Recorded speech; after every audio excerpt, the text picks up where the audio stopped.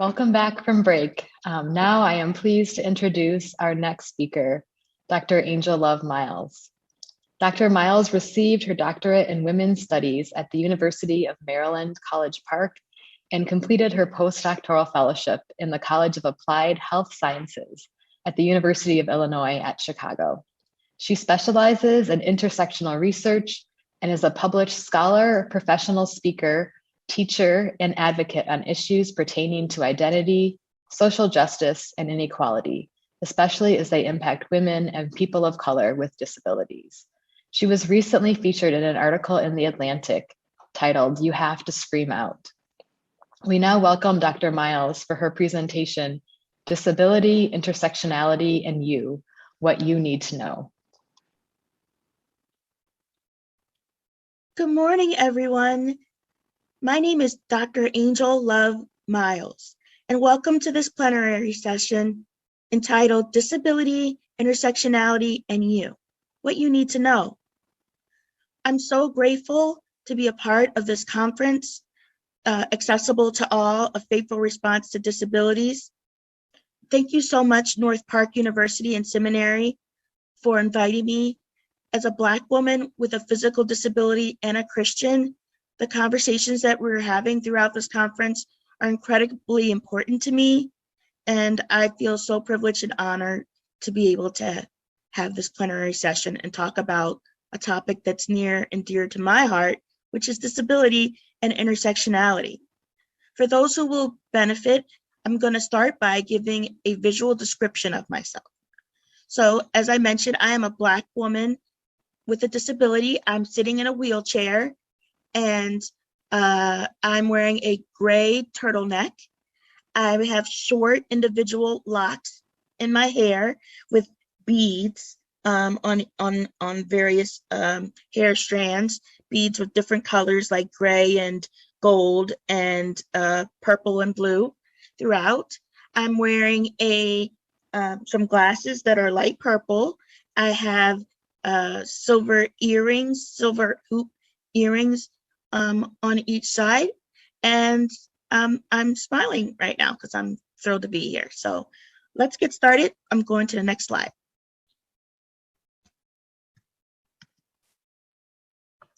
So our session agenda will include an identities exercise, and then I'll start beginning to talk about some key terms and frameworks, and I'll share some additional resources at the end, and then we'll have our question and answer session.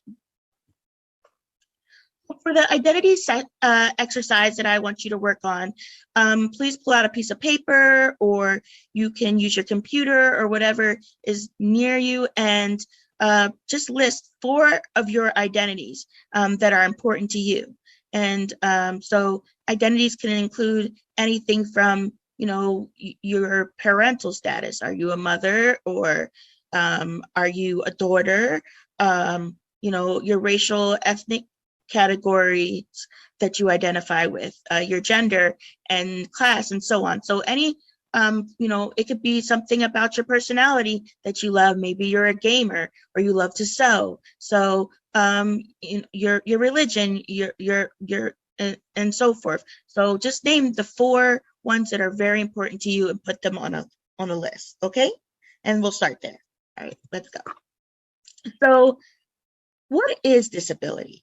Who defines it? You might be wondering. And, what disability is really depends on who you ask. But whenever you talk about disability, remember that we're always talking about power.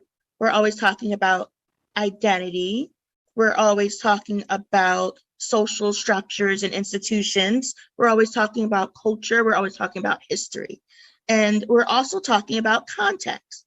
And so, when you ask what is disability, well, according to the American Disabilities Act, right, which is a civil rights piece of legislation that provided rights to people with disabilities in 1990 and was signed by President George Bush. According to American Disabilities Act, people with disabilities are folks who have a limitation in a major life activity.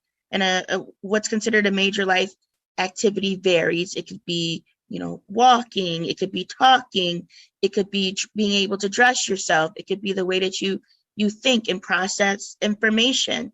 It could be a number of things, right? But in a very basic way, according to the American Disabilities Act, a disability is a limitation in a major life activity. And it includes multiple categories such as a cognitive disability, or a cognitive or intellectual disability, a mental health disability, a physical disability, a sensory disability, so a chronic illness disability. And disabilities can be apparent, they can be what you see, they can be, but they can also be invisible, they can be non-apparent, right?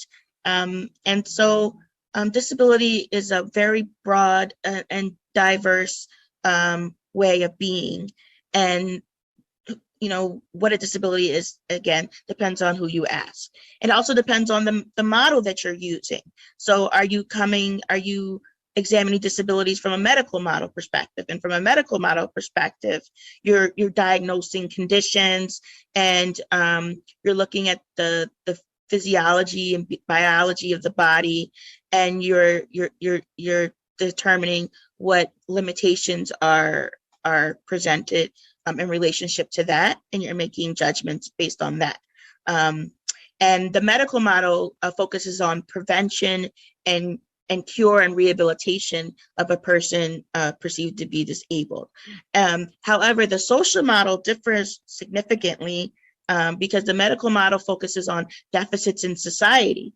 The medical model focuses on deficits in individuals, for people who have impairments, right, who are considered impaired.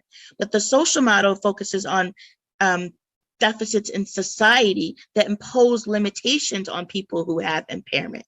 And so that's a major difference. And so if you're looking at disability from a medical model and you see that a person with disability is having a problem, then you're going to try to find a medical solution. But if you're looking for disability from a social model, and you see a person with disability is having a problem, then you're going to look to a social solution. So a medical solution to a person with a disability who may be having trouble accessing their home because they're a wheelchair user. A medical solution would be, hey, let's look into surgeries. Let's look into, therapies that we can have so this person will be able to physically function in a way so that they can get up the stairs, right? That would be the medical model. But the social model will say, hey, let's look at the environment and make the environment accessible so that the person with a disability can get into the home with a wheelchair. And so they might suggest a ramp, right? And they might suggest policies that create housing that is more accessible, and anti-discrimination policies against people with disabilities. So then there's also a model called the International Classification of Disability, of function and disability. And that model uses a combination of medical and social model to address issues. There's also rights and policy models. There's also identity models, which say that that some people with disabilities see disability as a part of who they are, a part of their identity, and they wouldn't fix it or quote unquote fix it or cure it if they had the choice to, because they say, hey, this is a part of who I am, and I'm proud of it. But again, however you look at disability, it's influenced by power. And one example of that would be, say, Social Security Administration versus paratransit. So this, and according to the Social Security Administration, I am not a person with disability, although I am a wheelchair user, but I don't have a work disability because I'm able to work. So in that context, I don't have a disability. But if I apply for paratransit, then I would be considered a person with disability because I have a mobility limitation, right? And so, what a disability is really depends on context. It depends on power because it's connected to resources and opportunities, and so it's really not a small thing. And it's also connected to power because the people who tend to define what disability is and the cultural approach to thinking about disability is really based on the dominant group and not actual disabled people themselves. So the dominant group is non-disabled people. And so really non-disabled people tend to be in a position to define, how we look at disability. And I'm going to discuss a little bit more ways that we need to really think about that and what the implications of that is. And so ableism. Ableism is a hierarchical system of beliefs and social practices that assigns value to humans based on embodied characteristics and behaviors associated with one's actual or assumed ability, right? And so it stigmatizes human variations in bodies and behaviors that are different from a set norm. And it's problematic because its only response to disability is to control, hide, or eliminate. And it's often driven by the fear and or disdain of impairment, old age, and ultimately death, right? And so again, with the social model of disability, differentiates impairment from disability, and that impairment is perceived as the functioning of the body, the physiological reality of the body, but disability is the meaning that we ascribe to that, right? And so ableism ascribes negative associations with body differences associated with disabilities, and suggests that people with disabilities are inferior, and that their lives are innately inferior simply because they have a disability, without learning about who they are or what they think or what they want. It's really judging a person not based on the content of their character, but literally based on a characteristic, and not based on the fact that they're children of God, right? So we really want to challenge ableism, just like we would challenge any other system of oppression like racism and classism, and really see people with disabilities as equitable human beings, equitably a part of the human experience. And the social model of disability sees disability as normal because disability is always been a part of the world. It's always been a part of society. It's a part of the spectrum of difference and of human variation.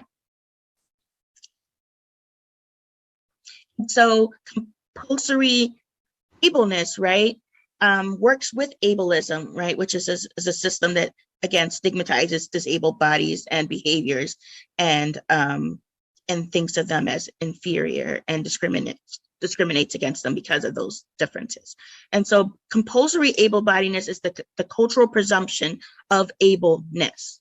And it requires that all bodies and minds conform to a socially created ideal of ability in order to access resources and opportunities in society. And the problem with it is that it does not take the full range of body and mind diversity and variations into account when creating the world.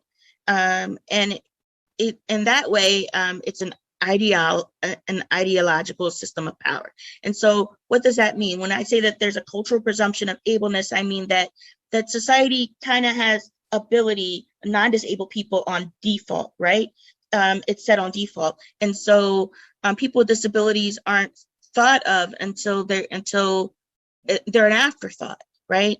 And so the society will be built for a very narrow amount of people. And if you don't fit this narrow standard, you can't access resources. Instead of creating a society and a culture that takes the full range of beings into account and is more inclusive of everyone that exists, because 20% of the US population has some sort of disability, and that is one of the largest populations, minority groups in the country. And so when we make society, just for this group of people, and the rest of us can't squeeze in there, you're creating society for a limited experience. It's also about power, because if society was run by majority people in wheelchairs, for example, then non-disabled people who walked would have to go to to a service provider, like a disability support, an able-bodied support, able support services to get chairs placed in movie theaters, or get chairs placed in classrooms as an accommodation, because we wouldn't, most people wouldn't be using chairs. They'd have their own, they'd be wheelchair users. And so there are ways in society in which non-disabled people are accommodated all the time. But it's not thought of as accommodations because they're the dominant group, they're the group in power, right? So it's important to think that, and consider that people with disabilities are not asking for anything special. They are just asking for something in a different way, but they are just asking to be included, just like non-disabled people are every day. Okay. So when we think about ableism and compulsory able-bodiedness, or ableness rather, we need to realize that there are large consequences to compulsory ableness for people with disabilities. And so one example is and the healthcare industry and institutions. So adults with disabilities, for example, are almost twice as likely as other adults to report unmet healthcare needs due to problems with accessibility. And so again, even our healthcare systems assume that the people that they're serving are mostly non-disabled, or are able to function in a specific way. And so some accessible barriers include the actual facility structure. So, are there automatic doors? Are there Braille signs? Also facility equipment. Are the examining tables going up and down? Also attitudinal barriers and limiting staff. So, attitudes where people don't want to serve people with disabilities. And a lot of people don't want to serve people with disabilities because they're afraid, or they just have some type of bias, or there's just restrictive policies and procedures that don't take disability into account. So they may not be large print in the material that's given to patients, or for people who have visual disabilities, or there may not be American Sign Language interpreters available when requested, because people just will assume that most people function in the same way. And when that happens, then health disparities are actually produced in people with disabilities that either exacerbate the conditions they already have, or produce new ones that were preventable if these barriers did not exist. But because of ableism, which assumes that disabled people's lives are automatically not as valuable, and that whatever healthcare inequality experience is natural, ableism masks that inequality that disabled people experience. And so it's important to realize that accessibility is a social determinant of health, and for people with disabilities to fully benefit from healthcare, we need to make healthcare more accessible. And the healthcare is just one institution, but it's not just healthcare, it's also housing, it's also education, it's also places of worship. So for example, in congregations, think about, like, is your congregation accessible, and in what ways are they not inclusive of people with disabilities? And certainly it's always good to pray for our sick and shut in, but we really need to think about, are people sick and shut in in part because our actual places of worship are not welcoming and accessible to them? And what can we do about that? Can we create transportation that's more accessible, and have an American Sign Language ministry like like we had at my old church? A number of things, bulletins that are in large print or Braille, etc. What can we do to make everyone feel welcomed in places of worship, and throughout our communities in general? So with all these issues in mind, it's important to realize that disability is an intersectional issue, and to really be thinking about disability and intersectionality. So what is intersectionality? Intersectionality is an analytical tool used to better understand multiple systems of oppression, used to better understand identity and their relationship to power. It is a lens which helps us challenge dominant ideologies and power structures, which tend to essentialize groups and social problems. And so when I say essentialize, I mean, only think about, one type of identity or one type of a system of oppression, instead of thinking about multiple systems and how they all inform each other. Oh, and now that I've started talking about intersectionality, that reminds me, look at your list of identities that you started in the beginning of our talk and cross out 2 of those identities. So I'll give you a minute to do that, a second or 2 to do that. Got it? You thinking about it? You think about your 2? Got it? Okay, let's go. And so intersectionality considers, again, systems of oppression and also multiple oppression. And so it's important to realize that no social category, right, alone determines the subordinate or superordinate positions of groups. And so when I say subordinate or superordinate, I mean like the dominant and the dominated, or the privileged and the disadvantaged groups. So no social category alone determines that. Instead, multiple systems of power interact to create various forms of privilege and disadvantage for people in society. People have multiple identities which contribute to who they are and how they experience society, right? So multiple identities contribute to how you got to where you are. Multiple identities and multiple structures. In addition, people with multiple subordinate, i.e. multiple marginalized identities, experience oppression singularly, multiply, and simultaneously, depending on the context. So for example, I'm a Black woman with a disability. Sometimes I may experience discrimination. And when that happens, sometimes it's based on, it's clear that it's based on my race. Sometimes it's clear that it's based on my gender. Sometimes it's clear that it's based on my disability. Sometimes it's clear that it's a combination of the 3. And sometimes I'm just not sure. But either way, multiple systems of oppression come together to contribute to who we are and where we're positioned in society. And intersectionality helps us think about that. And so this is just an identities chart to help you think about identity. And it's important to realize that there's nothing innately wrong with having identities. Identities are great. The problem is inequality. The problem is oppression, and the fact that identities and difference are associated with oppression. But the good news is that that's a society we created, but we can change that. It doesn't have to be this way. But currently, you may have a racial identity as on the left screen, and the privileged identity in the U.S. context when it comes to race as a category is whiteness, and the marginalized identities are people of color, so such as being Black or Asian or Native, Indigenous person, or other group of color.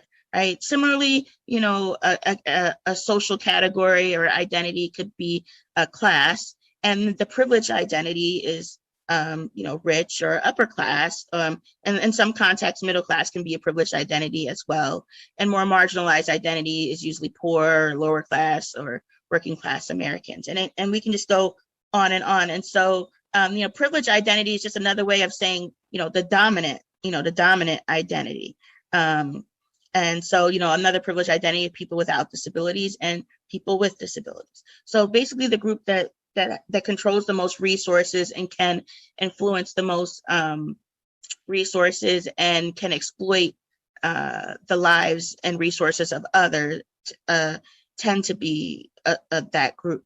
And so, you can be a member of those groups, and the identities that we have, there are identities that we choose, and there are identities that are imposed on us, right? And so the day you were born, your birth certificate had your gender and your race and maybe other categories on it. Those are not things that you chose. Over time, you may have decided to change some of those things. Your class may have changed, etc. But the way the society views you will still have an impact on how you maneuver in society, regardless of how you also see yourself. And so it's always an interaction between how you see yourself and how you identify yourself, and also how institutions and dominant groups see you. It's also important to realize that you can be on this chart, and you can be any number of combinations of membership on this chart. You can be white, but and have that dominant privilege, but then you could be disabled and have a marginalized identity. You can be male and have that privilege, but then you could be Black and have that marginalized identity, or you can have a combination of that, right? And so intersectionality helps you think about all these different identities and how they come together, identities and structures, and how they come together to impact your life and to impact our society. And so I'm going to start this presentation, this video from Newcastle University, that's going to help you think a little bit more about intersectionality as well.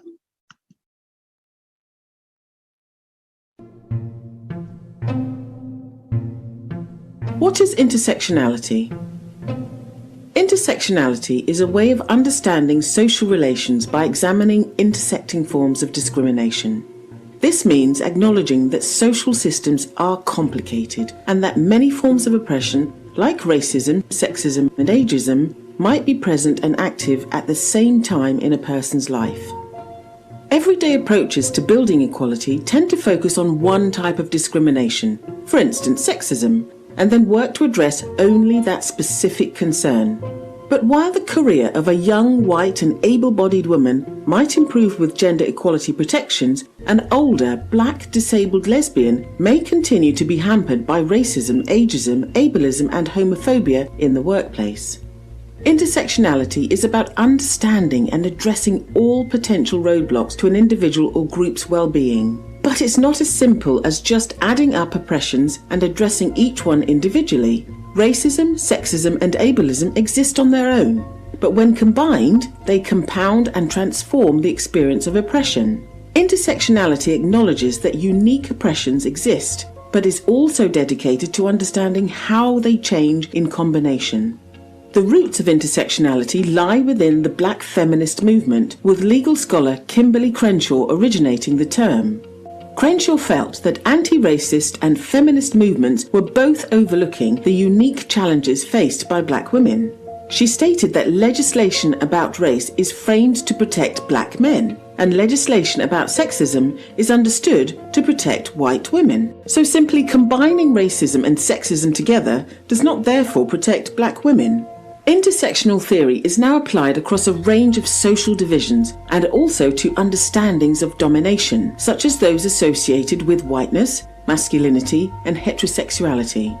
Intersectionality is not only about multiple identities, and it's not a simple answer to solving problems around equality and diversity. It is, however, an essential framework as we truly engage with issues around privilege and power and work to bring them into the open.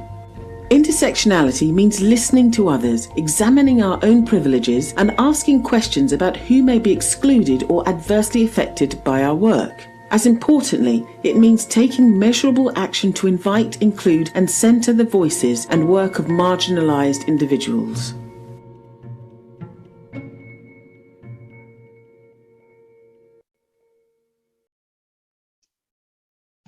Right, so hopefully that gave you just some additional thoughts about how intersectionality works and why it's so important as a framework. It really helps us to make sense of our world.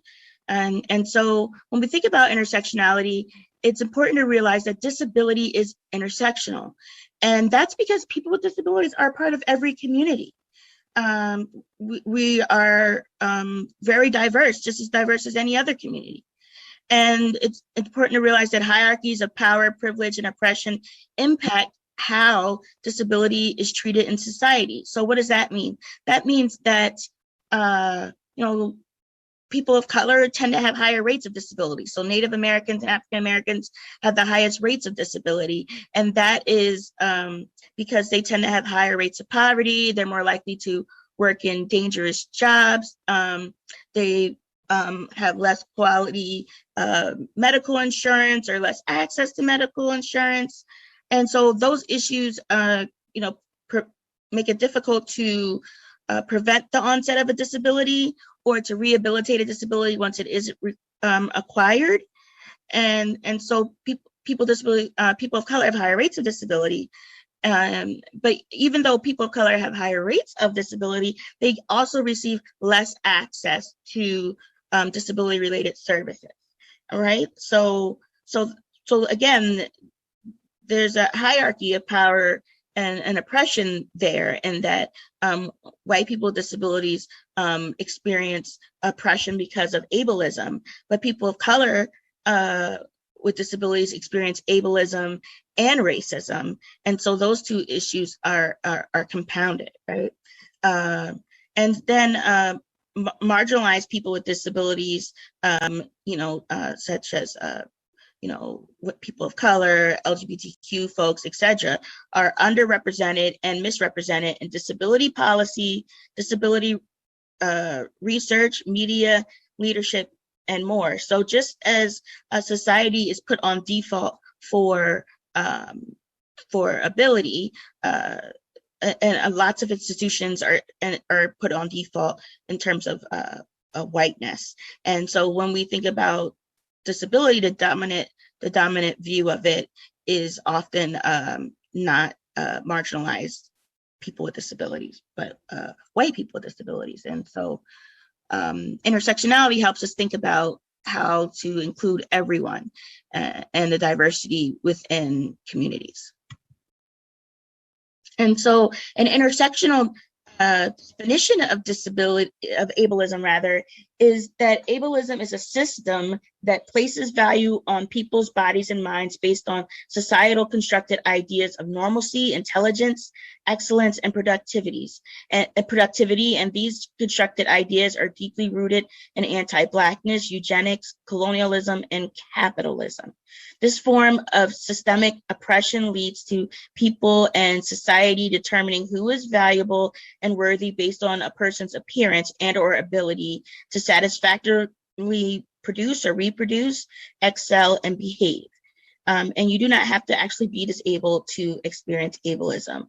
So what does that mean? That means that that ableism is always working in relationship to other systems of oppression. And so one example of that is that disability has always been used to justify oppressing other groups. So, during slavery, Black people were perceived as physically inferior to white people. They weren't as smart.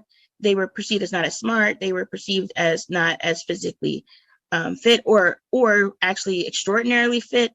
And because of that, that justified them being in slavery in a white supremacist culture. And so basically the argument was that, Black people had disabilities, and because they're disabled, they should be oppressed. Similarly with women, women were often, whenever they challenged patriarchy and sexism, they were often considered historically as hysterical, emotional, irrational, weak, or their bodies are weak. And those are also ableist assumptions that were used to justify discriminating women, institutionalizing women, etc. And so one way that we can see the intersections of disability and race is in the African American community, which has the second highest rates of disability and of severe disabilities. 29% of African Americans versus 20% of white Americans have disabilities. And again, as I mentioned, they experience less access to disability-related resources and services, and African American women with disabilities experience multiple intersecting barriers to accessing resources and opportunities as well. And so I know that I've said a lot today, and you may be wondering, like, what can I do? Because the title of this plenary section is, intersectionality, disability, and you. And so, one thing you can do is just challenge compulsory ableness and ableism and integrate disability inclusion throughout your culture, throughout your practice, throughout your community, and your interactions with others. And you can do that by sharing power equitably with people with disabilities across every aspect of the work, of the ministry, and relationships you build.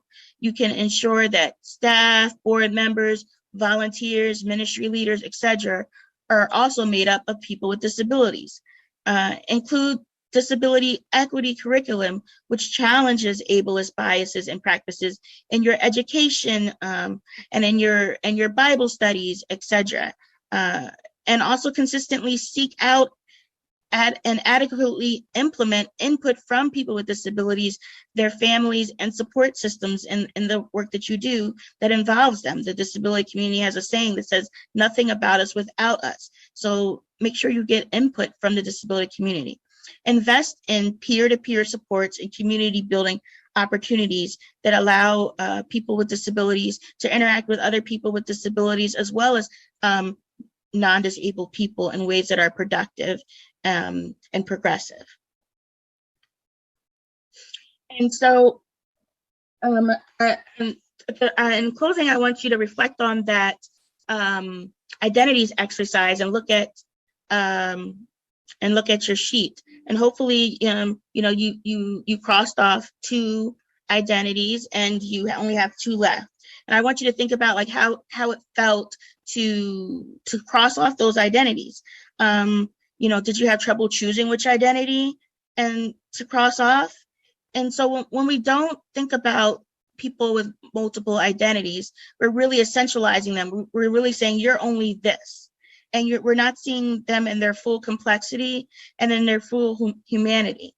And so it's really important to realize that people with disabilities are not just disabled, but we are part of multiple communities and we have multiple interests. And those need to be considered when you're interacting with us. And I want you to think about how your everyday life is shaped by intersecting structures of privilege and oppression now that you've learned more about intersectionality. And I also want you to consider why intersectionality is so essential to the work that you do, to your ministry, and to your relationships with others. And when you think about that, a lot of social change can happen, and these inequalities can change. And so some additional resources I posted are a YouTube presentation by Kimberly Crenshaw, who is the woman who coined the term intersectionality, and another document about disability justice and intersectional work. My final thought is that disability or other identities doesn't make you exceptional, but questioning what you think you know about it does. And that's from Stella, the late great Stella Young, a person with a disability. Thank you.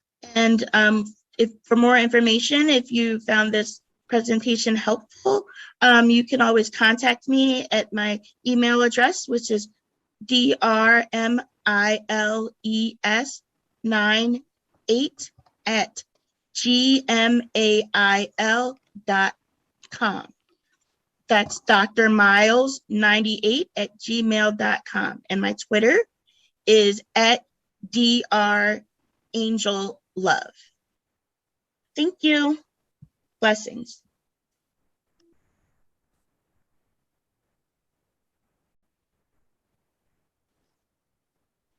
Thank you so much, Dr. Miles. I'm so glad that we're talking about intersectionality today, and really appreciate your words for us. I'm going to introduce now Dr. Mike Walker, and he's going to be giving a theological response to Dr. Miles' presentation. Dr. Walker is a Canadian theologian of disability, and accessibility advocate who's previously worked at North Park Theological Seminary. So now we welcome Dr. Mike Walker. Awesome. Thank you for that kind introduction, Renee. Can you folks hear me?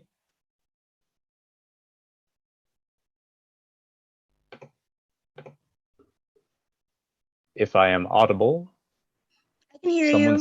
Awesome. Thank you, Angel. That's great.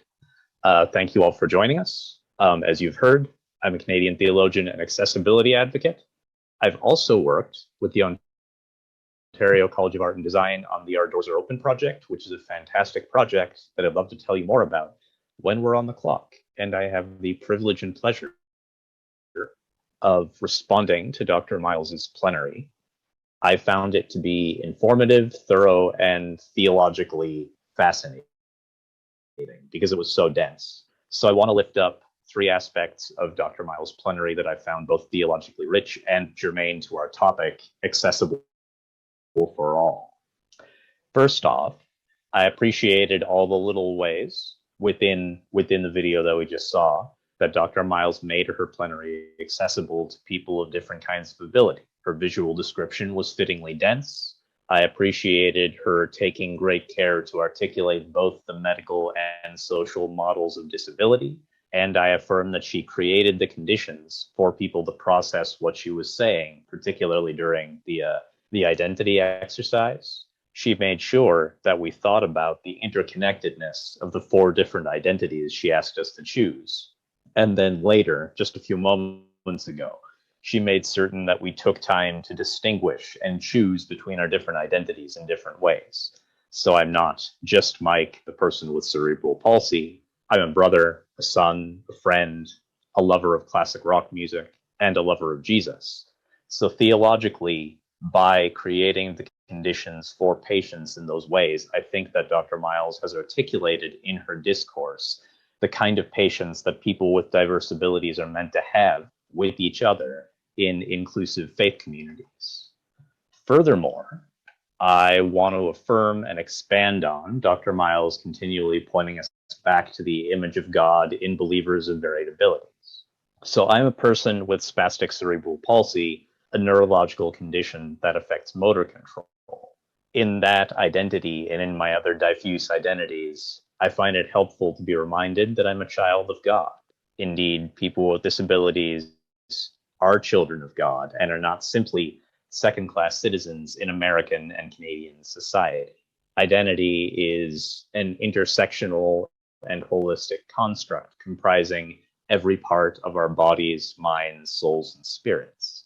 So because people are integrated, because we're package deals in these ways, we cannot within the church discriminate against people based on physical or intellectual capacity. For instance, liturgist Kathy Black, who works at Claremont, makes clear in her fantastic text, Healing Homiletic, that Jesus, the Christ, decries what she calls the social purity codes, the communal barriers to inclusion of his own day.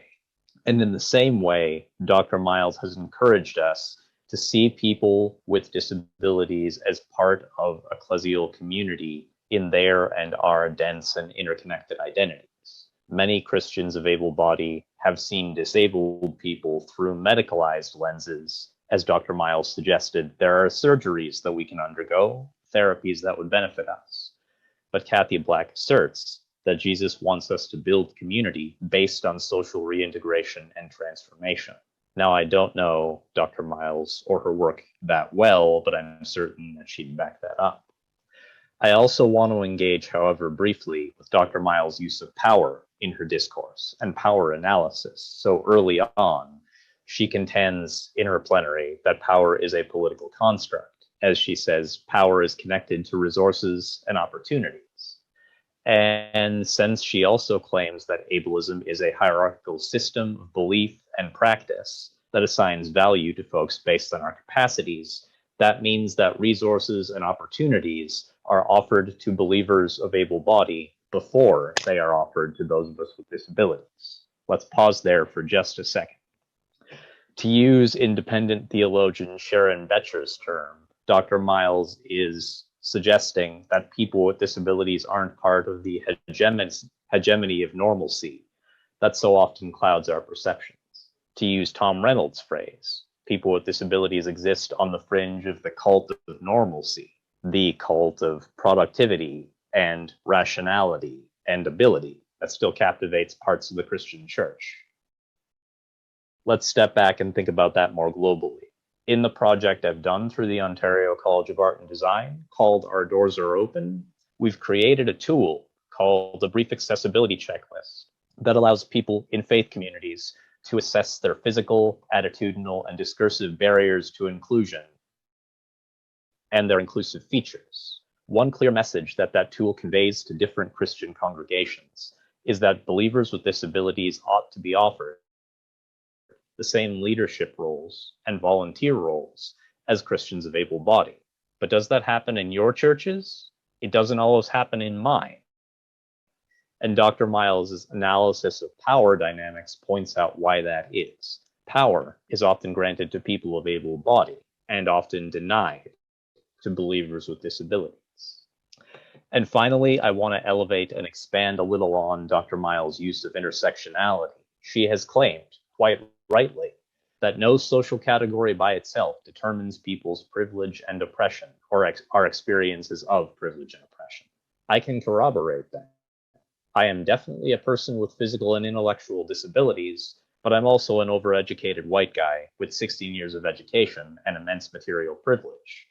So I'm afforded a lot more room to run in our society than many people with disabilities. As a person of that relative privilege, I need to take care not to talk over my colleagues who are Black, Brown, Indigenous, and other people with disabilities, right? I fit most of the privileged categories on Dr. Miles's chart. So I need to use my larger megaphone, my larger social clout in some ways, to amplify the voices of people who are more oppressed than I. Significantly, Dr. Miles in her video from Newcastle both made clear that intersectional entails centering the work of people who are marginalized. And that's quite true. What I've been able to do in the Our Doors Are Open project, and the sort of project we're engaging in today in this symposium, is a form of active listening to an oppressed group. So Christians of able body need to listen in our churches to Christians with disabilities and to ask us what we need. I remember with some clarity that faculty at the seminary and university at North Park took part in November 2019 in implicit bias training about racism and anti-racism. And based on what Dr. Miles and Dr. Connor have both said today, I might contend that similar training in terms of ableism and anti-ableism is also appropriate. So in summary, I want to thank Dr. Miles very much for her informative talk and for the opportunity to respond to it so briefly. Her aid in analyzing intersectionality and power dynamics in terms of accessibility is definitely going to motivate the rest of this symposium. Thank you so much for listening. Renee, whenever you're ready. Thank you, Dr. Walker. And we welcome now back Dr. Miles and Dr. Walker to take your questions for the next 15 minutes here. So once again, you can put your questions in the live Q&A box on the right-hand side of your screen.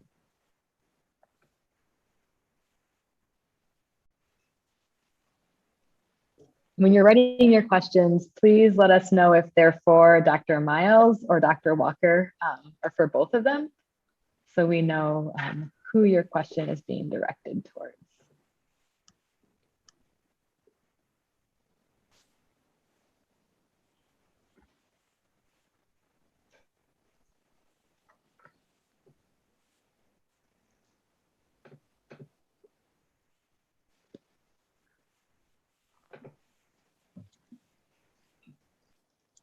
I just want to thank Dr. Walker for his generous response. I'm still processing it. So thank you so much. You're welcome. Happy to help.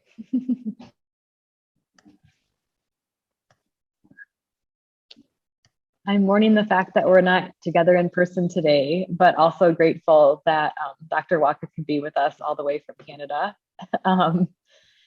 today, and that I'm hoping many folks were able to come as well because it was hosted online instead of being in person. Hoping that made it more accessible for some people too.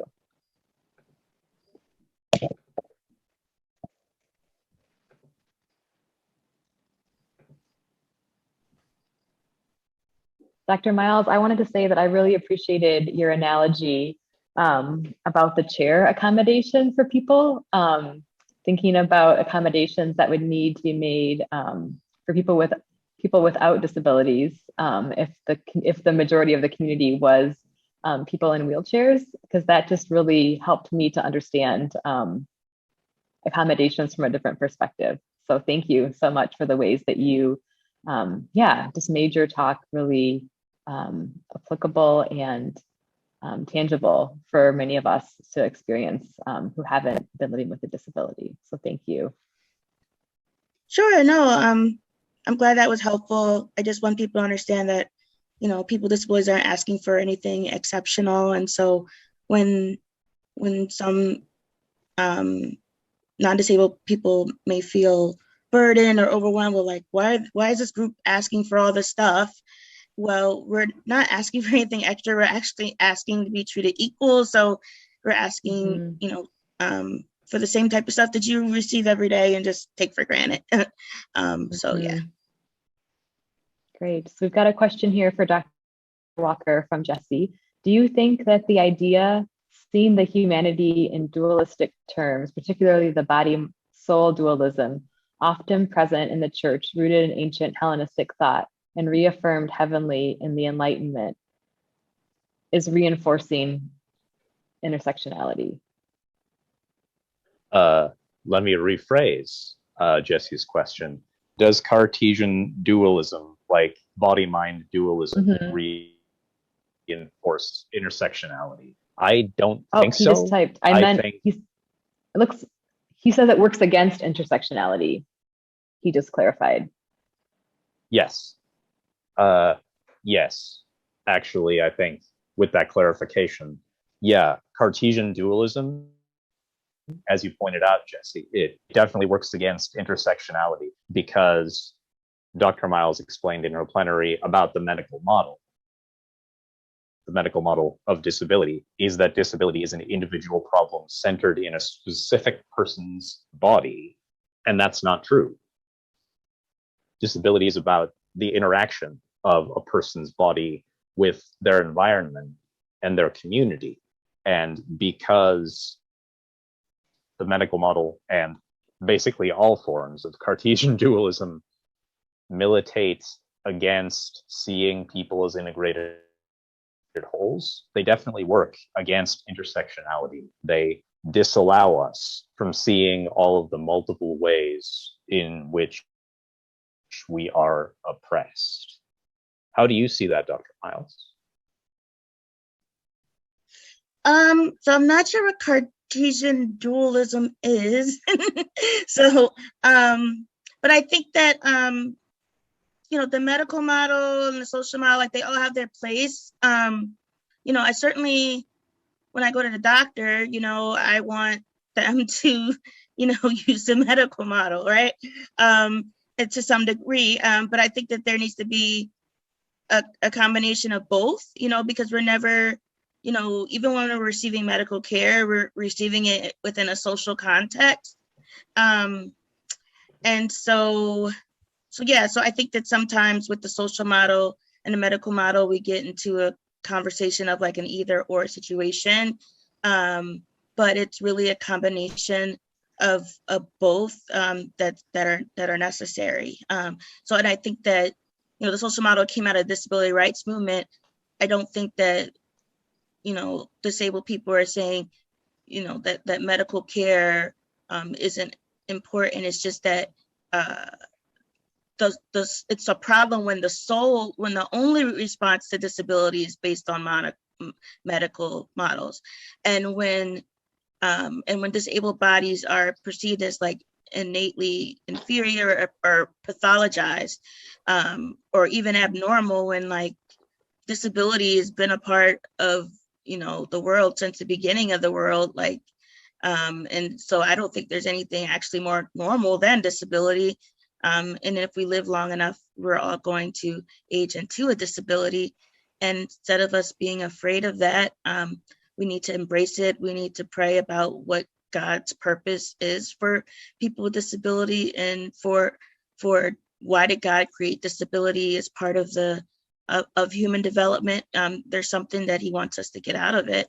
I think that Christians need to think about how disabled people have often been harmed by the church, and don't feel welcomed in the church because they're perceived as inferior, and we know that. We know that we're often perceived as only receivers of care, only receivers of charity, and are not thought of as a group of people that can offer ministry, that can offer care to others. And, even some of the ways in which biblical stories are shared in certain contexts can be harmful to us if we're not really thinking about how they impact people with disabilities. So if disability is only perceived, if our bodies are only thought of as present to demonstrate God's healing, then what do you say to the rest of us who God chose not to heal, right? What purpose does he have for us, right? Because the vast majority of people with disabilities have to live with their conditions, right? Yeah. And so anyway, I'm talking too much, but that's just some of my thoughts.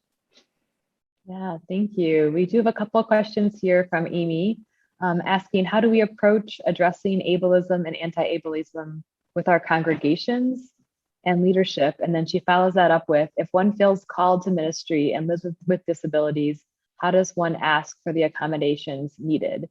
It can be a lot, and due to internalized ableism, seems like too much to trouble others with.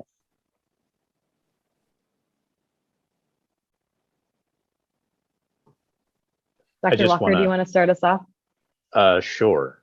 I was just wondering which of us those questions were meant for, because you did ask people to specify. But yeah. She doesn't say, but yeah, that would be great. Thank you. Okay. How do we address ableism and anti-ableism with congregations? So I feel like active listening amongst people with varied abilities is the best way to go. When you have a clear need that your pastor can address, like, we need a ramp rather than a series of stone steps up to the front door of our church so that, I don't know, my great aunt or my friend who has mobility issues can use their mobility device to access that space. It's difficult to get over the shame that we've internalized as people with disabilities in order to say those things. But we have to get over that in order to get our needs met within the body of Christ. We address ableism by naming it first, by confronting this person needs like physical access to our sanctuary, a better sound system so that they can actually hear what's being said or sung, or like an area with dim lighting so that they can have a place to crash when they have a migraine. You need to be able to say those things. And then if one feels called to ministry, one asks for accommodations that are needed in the same way. You say to your seminary professors, like, I have intellectual disabilities. I need a take-home exam rather than an exam that I write with others in the class. Or you say, I will need some help, moving around with the communion chalice or administering a baptism. Or like, I need someone to sign because I have friends who speak ASL, right? You need to be able to explicitly address those things. Mm-hmm. I think that's the clearest answer I can give. I should stop talking and let Dr. Miles respond if she wants to. Dr. Miles, do you have Uh, anything else you'd like to add? yeah, I just think, you know, you have to know your worth and, you know, that you are a valuable child of God and you deserve to have accommodations. Like that's something that God would want. Like that's a blessing. Like you know, really rethinking our idea about what healing is. Like I feel like accommodations and wheelchairs and adaptive equipment and things like that is God's healing. Like that is the way, the tools that God put in place to help people with disabilities, and the church should want to do that, right? And if you are experiencing resistance, then know that that is not then that the problem is not with you, and to really like pray, you know, to God about what you should do to address that resistance. But you know, change takes time, and you know, there are a lot of things that we have to unlearn as a society and as a church. But we can do that together. Mhm. Thank you. I'm sorry we're now at the end of our time for Q&A, but thank you both, Dr. Walker and Dr. Miles. It's really a joy to have you both with us here today. I've got a few announcements to make before we move on to our lunch. One moment here. Remember that you can join the optional lunchtime discussions that are listed in your schedule, and the links to join those are going to be on the right-hand side. They will begin in about 10 minutes at 12:40 Central Time. Then you will go straight to workshops after lunch, and the workshops will begin at 1:30 p.m. Central Time. I'm really sad to inform you that Sarah Jean Barton's workshop, Faithfully Attending to the Intersections of Disability and Pain, will no longer be offered, as she had an emergent surgery on Thursday and is still recovering today, so she was unable to join us. The recordings of all the talks from today will be made available to you, so watch your email for more information in the next couple of days. Now enjoy your lunch. Thank you. Bye. Thank you. Thank you.